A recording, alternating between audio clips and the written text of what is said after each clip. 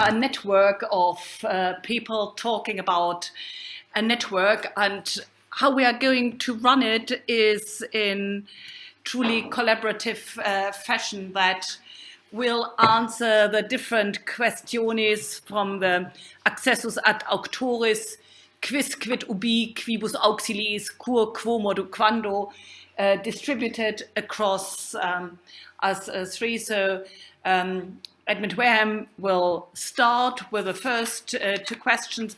He used to be the postdoctoral editor on the project and is now an early career fellow at the neighbouring college here, St. Edmund Hall. And then I'll characterize two further of the questions: who wrote these letters and what were they writing about? And Konstantin Winters, who is currently working on an Erasmus placement, long may they last, helping with preparing the edition of the first volume of these letters for editing, and will then try to collectively address the core, what's the motivation behind the letter writing. I've, as a motto, picked some of the style that were found under the floorboards of one of the neighbouring convents of Lüne to represent both the drafting of letters, but also the question of style, how to write a letter. Over to you. Okay, so I'll briefly introduce the project. So the project that's been editing this collection of letters is based here in Oxford, the Heinrich Heine University of Düsseldorf, and then we've teamed up with the Herzog August Bibliothek in Wolfenbüttel, and they're hosting on their digital library website a digital edition of their letters, and the first volume of 450 letters will, all being well, appear this year in published form in the written book. What we're doing on the digital edition, so here you can see an example. We have digitized photographs of the manuscript. Then on the left side, you can choose either to have a diplomatic view, or in this case, an edited readable version. You can then have a summary in either German or in English. Maria and I were briefly discussing over coffee how hard it is actually to get access to translate these texts. So as we'll see, we're talking about 1,800 letters. So for the project, I've just provided detailed English summaries at the moment and not translations, unfortunately. I'm sorry. Latin is okay. Yes. So the letters come from the Benedictine convent of Lüne, which you can see in the top right of this map. And this was part of a network of convents in Lower Saxony on the Lüneburg Heath. We've already seen images of the writing materials from Wienhausen, so that's to the south. You can see Medingen, which is a Cistercian convent Henrika has worked on. Then Ebsdorf, I'll talk a bit more about that later, that's very significant for Lüne. And then other convents in the region. These convents all gain their wealth from salt pans and the salt industry. And the town of Lüneburg, where Lüne was located, was one of the richest towns in Germany at the time. It was a member of the Hanseatic League. And the nuns, in their dowries, brought in incomes from the salt pans to fund their place in the convent. So the Lüne letter collection is collection of almost 1,800 letters, which survive from the period 1450 to 1550, and these were transmitted in free letter books. 260 of the letters are written in Latin, 640 in Middle Low German, and 894 in this hybrid mixture of both Latin and German. And the free letter books each have their own profile. The one you can see here, which I always feel looks like a loaf of bread, is manuscript 15. This largely contains pre-Reformation material and contains, though, letters dating from 1460 to 1535. It's composed of 34 choirs, numerous hands, and the high frequency of undated letters in it and also anonymised letters suggests that it was being used by the nuns as a model letter connection. It contains both outgoing and ingoing correspondence, and there is some attempt at organisation. So some choirs contain organised thematically. So you get choirs of letters with condolence letters or on letters to nun relatives who have married. But in general, it's slightly more disorganised than the other two. This manuscript was compiled in 1535, and that's significant because this was at a point in time when the convent was being threatened with closure by the introduction of the Lutheran Reformation, the Protestant Reformation. And the nuns seem to have compiled these letter books, as I say, at a time when they were being threatened with closure, and it seems to have been a way, part of archiving of information, to have down in writing what their rights were, how they were leading disciplined lives, and their commitment to that life. And we've always got to remember when we're analysing these letters, these 2 points of the moment of when the letter was written, but also the moment when it was written down and recorded. And that perhaps has interesting comparisons with the sister books we were hearing about earlier. Why is this collection significant? Firstly, the sheer number of letters that survive.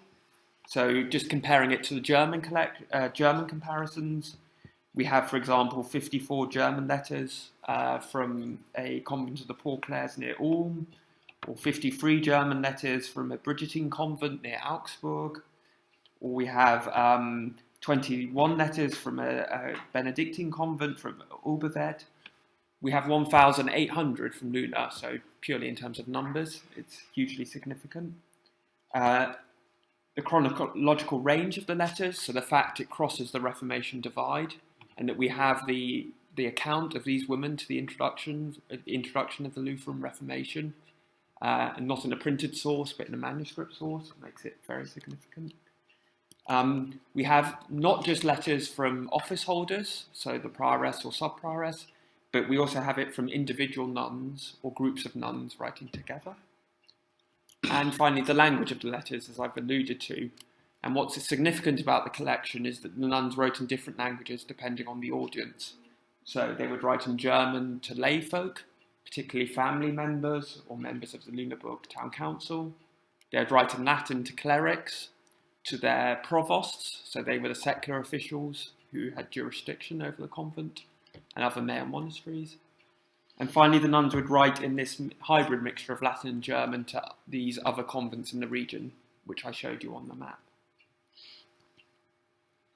What was significant, especially for the manuscript we're going to look at today, manuscript 15, so at the moment of transmission was the Reformation, but at the moment of writing, it was what the nuns referred to as their Reformatio, a Reformation, but that was the monastic reform of 1481. And in that year, a group of sisters came from a neighbouring convent, Ebstorf. They came to Lüne. They replaced the main office holders in the convent, and they sought to impose a return to the original founding inspiration of the order, and in particular to impose stricter enclosure. So they encouraged stricter observation of the rules, abolition of private property, and the reintroduction of the common life. The monastic reform was significant in a number of ways.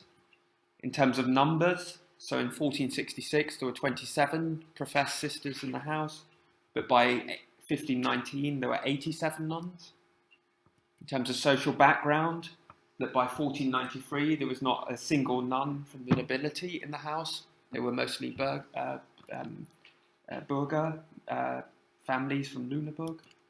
There were significant alterations to the buildings, including, we're here in the summer common room. In the summer refectory in Lüne now that was their kitchen, and that was expanded in 1483. You saw significant changes in the written culture, so we'll be looking at the letters today, but there are a number of other sources they're writing at this time. So we have a guidebook, a handbook on the election of the provost. We have new statutes being written. we have guides to the liturgy, and we have the letters, and a chronicle. A chronicle also begun in 1481. Then in terms of material culture, we see the production of these enormous large-scale tapestries. And there's an image of one on the right to give you a sense of the size. There's someone standing in front of you, in front of it. And the nuns produce these tapestries of the Sibyls and Prophets, the Tree of Jesse, and the Resurrection. And these tapestries could only be produced because nuns who had come from the neighbouring convent brought with them a technique known as the convent stitch, which they could then use to produce these. And you also saw the production of much smaller scale images, which the nuns would transfer between the houses. Our project's called the Nuns Network. What do we mean by that? And for my final part, I'll briefly talk about the metaphor of gluing or cementing together. So it's well recognised across different parts of Europe how letters were a key instrument in establishing and cementing relations between ties in the later Middle Ages and early modern period. And the nuns in their correspondence refer to the notion of cementing or gluing together. The Latin word is conglutinatio or conglutinare. Its varied use in a number of letters points to the way in which the nuns strove to acquire such bonds and how they reflected on it, and also how these bonds could change over time. So in a thank you letter for the gift of a devotional image from one anonymous nun to another in a different convent, the writer writes about the bond of love she feels with the recipient. Anima mea conglutinata est anima vestre. So my soul is glued together to your soul. And she compares this to the biblical precedent of Jonathan and David. And this letter demonstrates the importance of material gifts which were being exchanged alongside the rhetorical element of the letter. In another example, we have a letter written by a group of nuns in another convent to congratulate the new prioress of Lüne, who'd been elected in 1504. And here the nuns note how corda nostra vobis conglutinate sunt et adherent in vinculo indissolubili. So our hearts are joined with you and will last, and as an indissoluble bond. And incidentally, that shows, we'll talk about this in a minute, the mixed language. So it begins, wir haben reverentiam vestram darum nicht vergessen in cordibus nostris. That means we have not forgotten your reverence in our hearts. And the way they switch between the two. Then as a final example, we can see how the bonds between sisters was not always positive, and how the bonds between people and institutions could be susceptible to strain. So I've talked a bit about the threat of the Protestant Reformation when the status of the convents came under threat. And in this example, the final example, we have a letter from Meidingen, the nearby Cistercian convent, calling, she writes, Bidde uch and begere uch totis vesceribus una cum filiabis vestris, de conglutinatio amores, qui hactinus inter nos et vos fuit, nunc fulmiore catena et vinculo indissubile mota congluneat sin. So this idea that this bond of love must be cemented together between Meidingen and Lüne. It's interesting, they're using exactly the same phrases as in the previous pre-Reformation letter. And in all these cases, this use of the metaphor of gluing together is used between convents, between two houses. And Henrika will expand on that. So between these two same convents, now an example from one of the later letter books to show how the networks of the convents interlink also with personal and friendship links and family links. So this is a letter to, you see her signing off in the previous letter by Soror Elisabeth Elvern in Merita, Abbatissa Emerita in Meding, and then the address at the beginning of the following letter, where she addresses the younger nuns who are about to have their confess as fellow citizens of the angels, housemaids of God and brides of Christ, but also as sisters and relatives. So how were they related, these sisters? This is the family network among the Lüneburg patrician families, and I can't go through all of these, but they were mostly nieces and aunts. There is a German joke, how do nuns procreate? And the answer is mitnichten. And mitnichten means in German with nieces, but also not at all. So these networks overlap between the families, blood families, and the spiritual families. And this linking is then linked up with a higher network of that of the different orders. So Meding was a Cistercian convent, and Lüne was a Benedictine convent. And so the saints pertaining to the different convents also come into the whole network. So every letter starts with a greeting appropriate for the specific feast.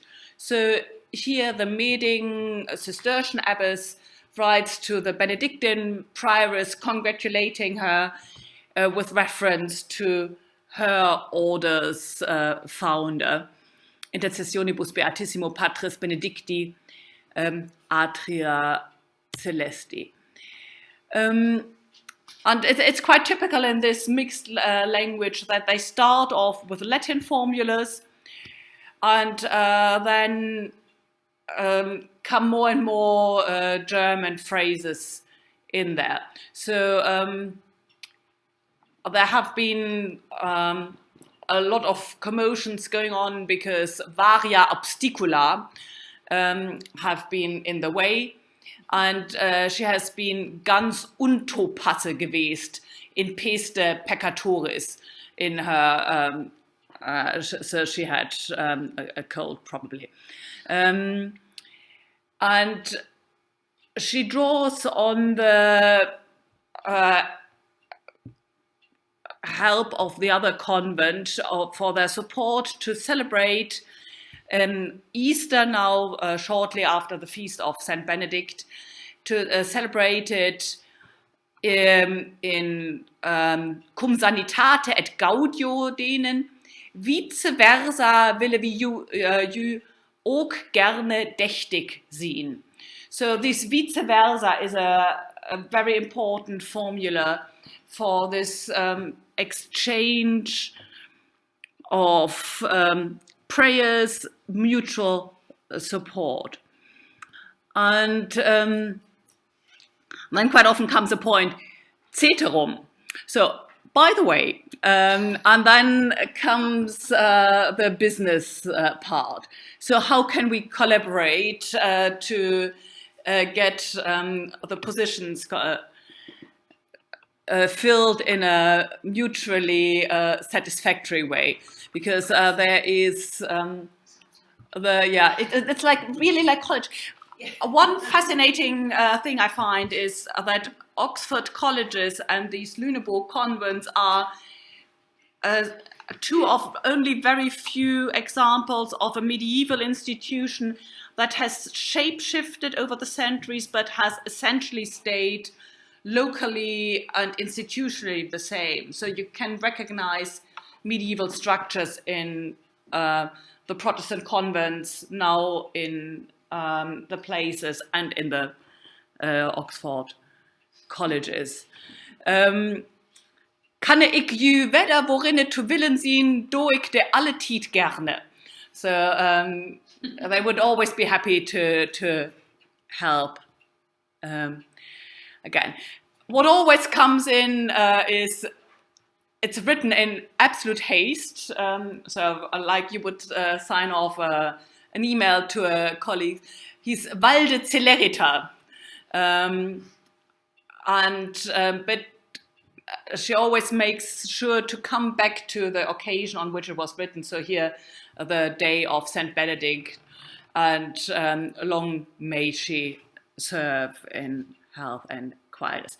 So Constantine is going to further elaborate on topoi of letter writing, now from a bishop to the convent. Yeah.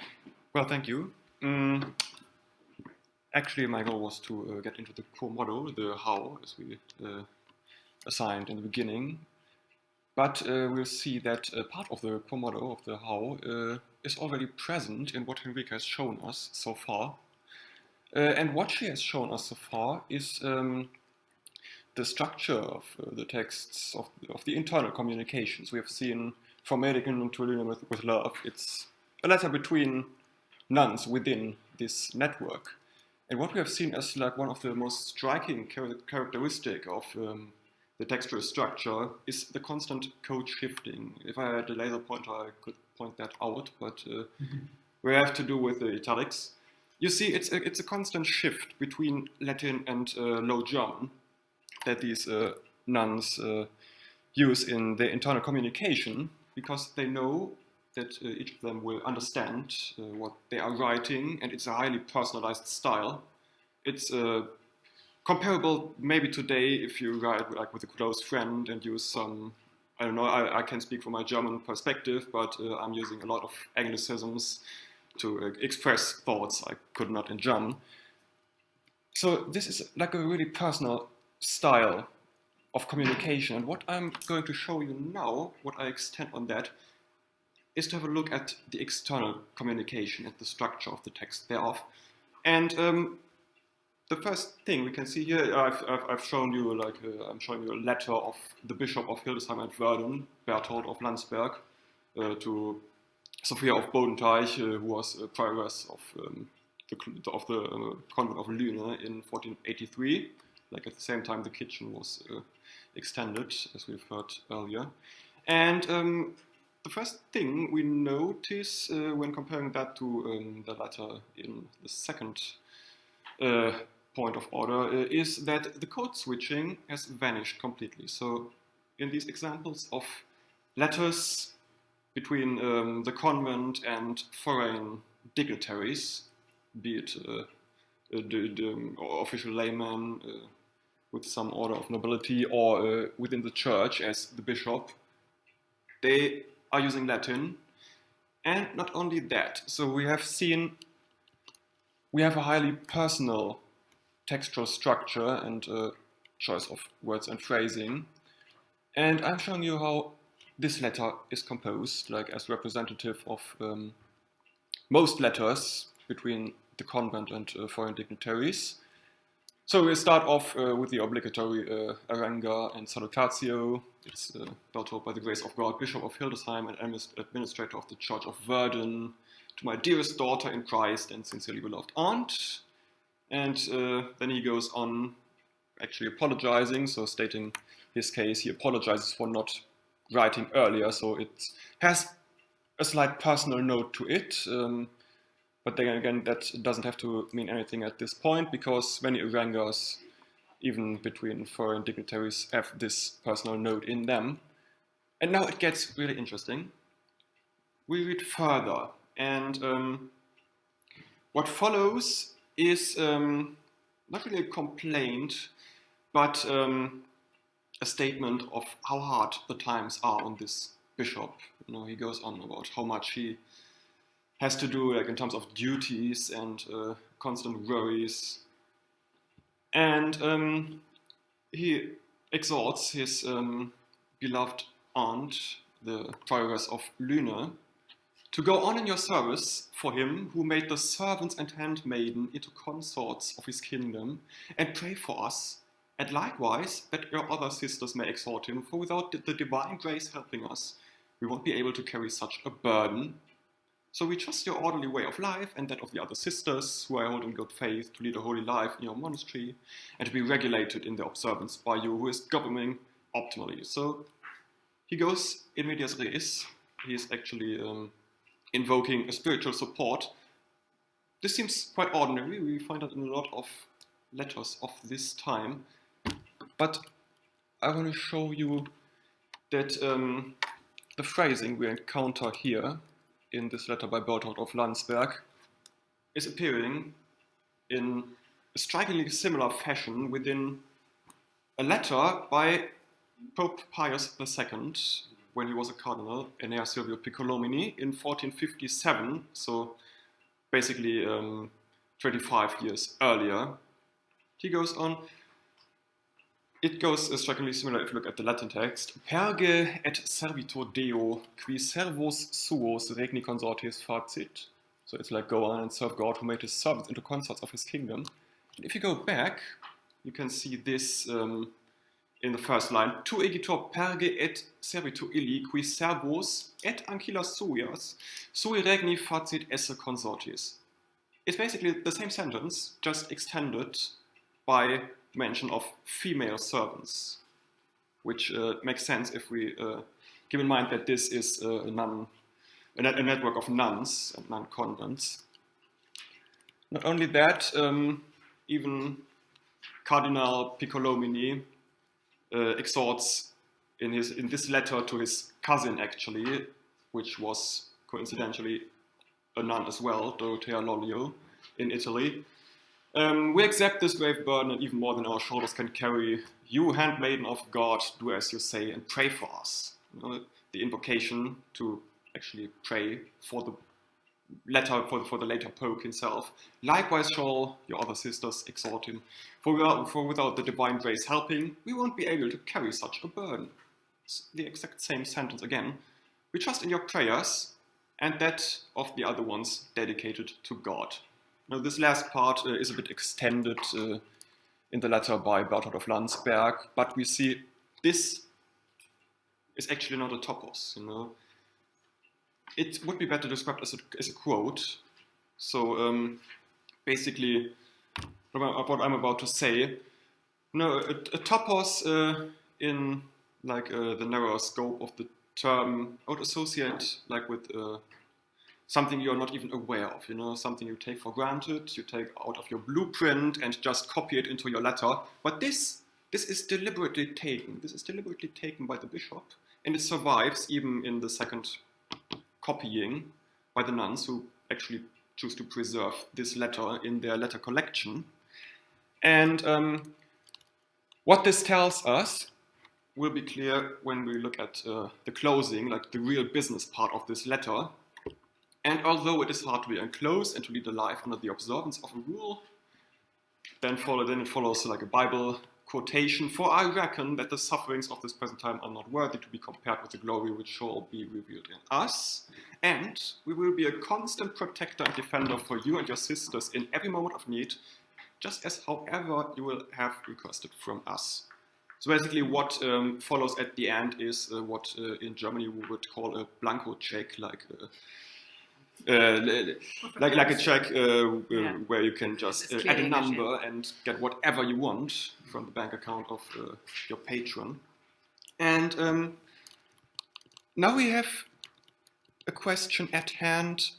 So actually, if this is deliberately taken, if this is like not this unconscious topos in the narrower scope, what is it, and why is this so strikingly different in the external communication in comparison to the internal communication? So we have like within the internal communication, we have most of those letters in this personal style with this constant code switching and very innovative style. Correct me if I'm wrong there, but it's a very innovative style in the internal communication and not extraordinarily topical. But as soon as there are external dignitaries who are written with, it changes to a much more formal, to a less personal note, and this is actually quite common for many of those letters to foreign dignitaries. So what this actually is it's best described as a quote, but just not any quote. You know, what we can see from that is that the nuns are not actually like passive in their everyday life, which would be indicated by the constant throwing in of topoi, of tropes, which you can just take out of the blueprint and get your business done with.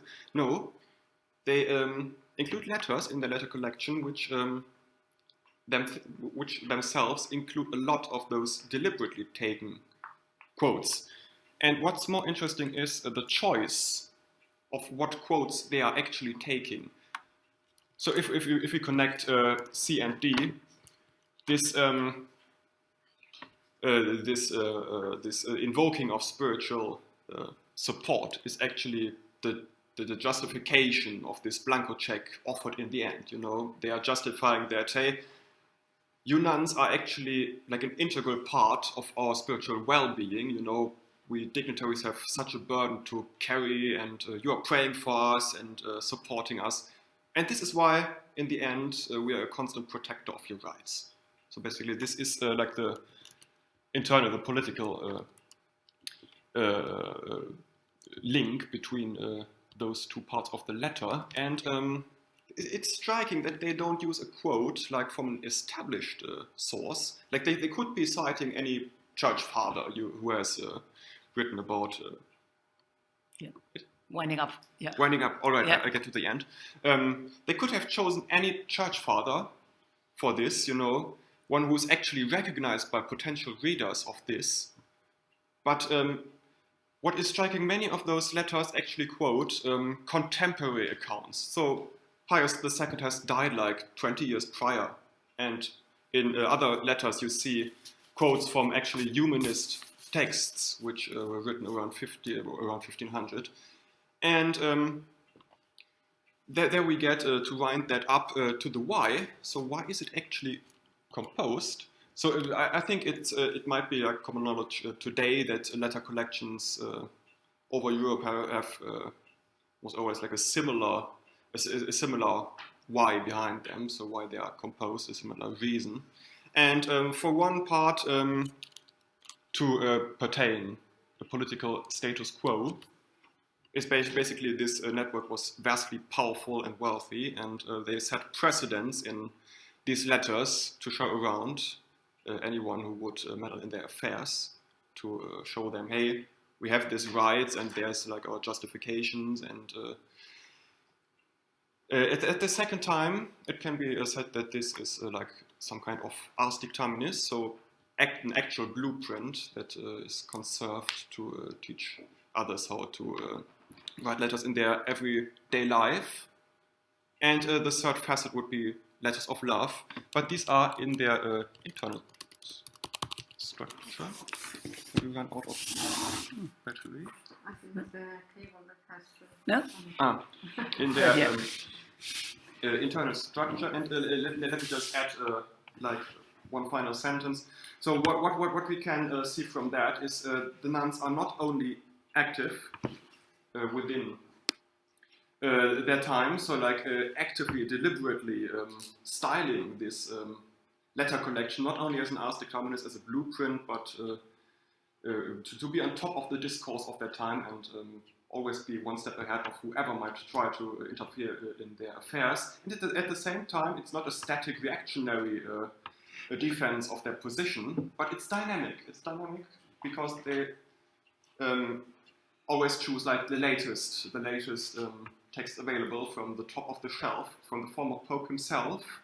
And to finish it off with a side note, going back to Linde, who asked for a theory of the subject in her earlier presentation, I'd say the best theory of the subject would be like a divided subject between the dimensions in the theory of the subject by Alan Badiou, who had exactly 4 dimensions laid out before him in which a subject could change the world.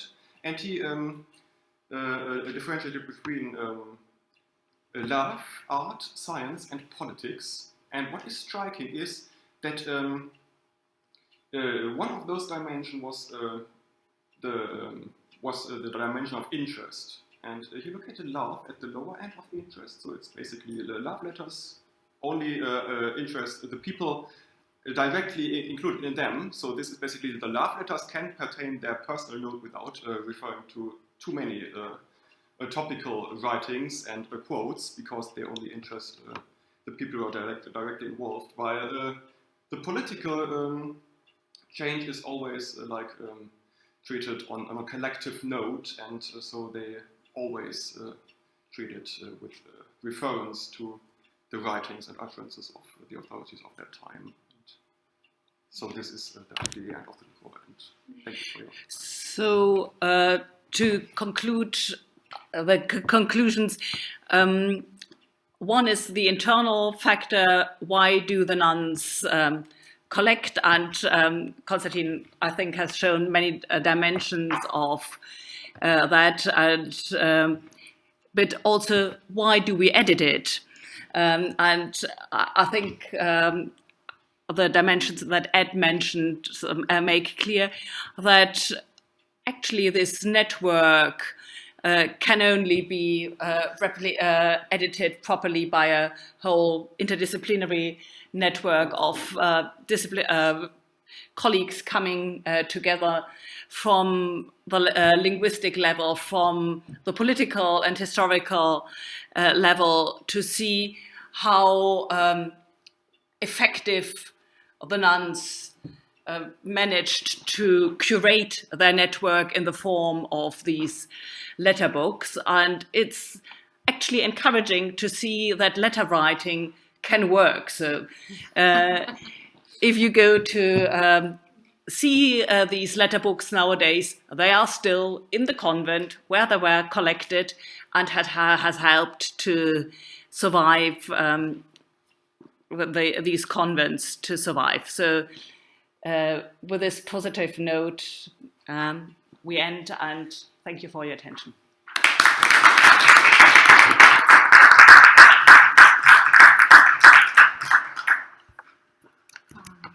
Anyone talking? Floor? Any comments? I have several comments. No one. If you are prepared.